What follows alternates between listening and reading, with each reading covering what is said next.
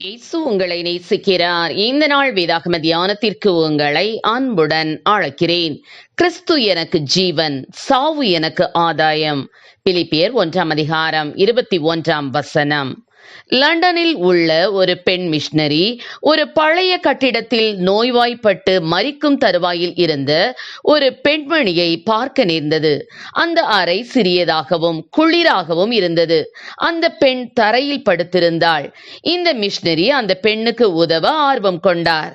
அவளை பார்த்து, உனக்கு ஏதாவது வேண்டுமா, உனக்கு என்ன பிடிக்கும் என்று கேட்டாள்.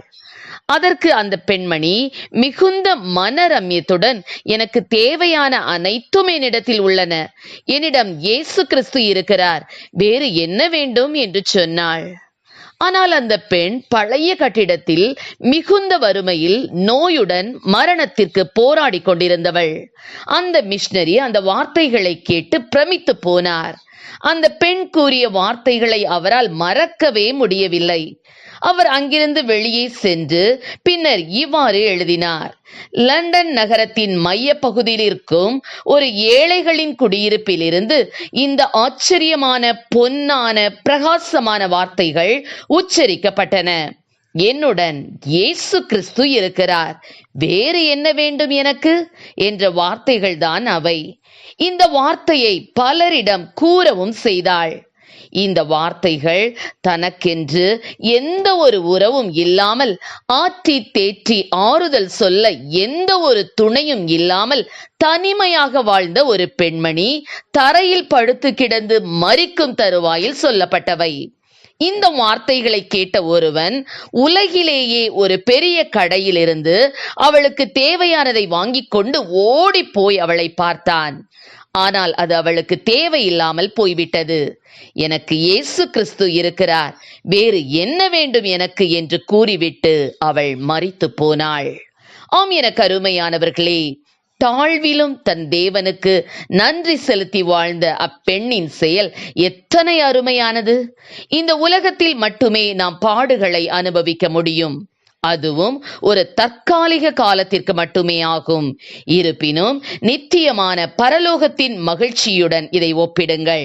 அவர் நம்மை நரகத்தின் நித்திய துன்பத்திலிருந்து மீட்டார். இந்த உலகத்தில் ஒரு தற்காலிக துன்பத்தை நாம் கடந்து செல்லும் போது தேவனுக்கு நன்றி சொல்வதை ஏன் நிறுத்த வேண்டும்? நீங்கள் 4 சுவருக்கு நடுவே எந்த தொந்தரவும் இல்லாமல் இருந்தால் நீங்கள் ஒருபோதும் இயேசுவை போல மாற முடியாது. இது நிமித்தமே தேவன் உங்களை பாடுகள் நிறைந்த உலகத்தில் வைத்திருக்கிறார். உங்களை உடைத்து உங்கள் சுபாவத்தை வளைத்து அதை தெய்வீகமாக மாற்ற விரும்புவதால் தேவன் உங்களுக்கு துன்பங்களையும் உபத்திரவங்களையும் சில வேளைகளில் அனுமதித்து அவருடைய சாயலில் மறுரூபமாக்குகிறார்.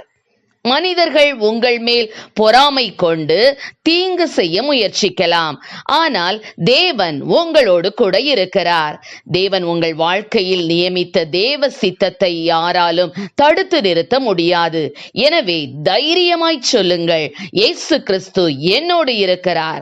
நான் இயேசுவுக்கு சொந்தமானவன். நான் அவரை எனக்கு முன்பாக வைத்திருக்கிறேன். நான் அசைக்கப்படுவதில்லை, நான் தள்ளாடுவதில்லை. இவ்வுலகில் நான் பெரும் பாக்கியம் பெற்றவன். எனக்கு வேறு என்ன வேண்டும் என்று. ஆம் பிரியமானவர்களே, விசுவாசிகளாகிய நாம் உயர்ந்தவராகவோ அல்லது தாழ்ந்தவராகவோ பணக்காரனாகவோ அல்லது ஏழையாகவோ இருந்தாலும் எனக்கு இயேசு கிறிஸ்து இருக்கிறார், வேறு என்ன வேண்டும் என்று நன்றி நிறைந்த இதயத்துடன் கூறுவோம். கர்த்தர் நம்மை ஆசீர்வதிப்பாராக. ஆமென். ஜெபம். எங்களை அதிகமாக நேசித்து நடத்துகிற எங்கள் அன்பின் பரலோக பிதாவே, அப்பா, பல்வேறு பாடுகளின் வழியாக பிள்ளைகள் கடந்து போகும்போது ஆண்டவரை முறுமுறுக்காதபடி கர்த்தாவே இயேசு கிறிஸ்து என்னோடு இருக்கிறார், எனக்கு வேறு என்ன வேண்டும் என்று சொல்லி ஆண்டவரே நன்றி நிறைந்த ஆண்டவரை இதயத்தோடு உம்மை துதிக்கக்கூடிய கிருபைகளை என் தேவனில் கொடுப்பீராக ராஜா. ஆண்டவரே, இந்த உலகத்தின் பாடுகள் அது தற்காலிகமானது, அது கொஞ்ச காலம் மாத்திரம் உண்டென்பதை அறிந்தப்பா நித்திய ஆண்டவரை பரலோகத்துக்கு தங்களை தகுதிப்படுத்தக்கூடிய கிருபைகளை கொடும். ஆசீர்வதியும்.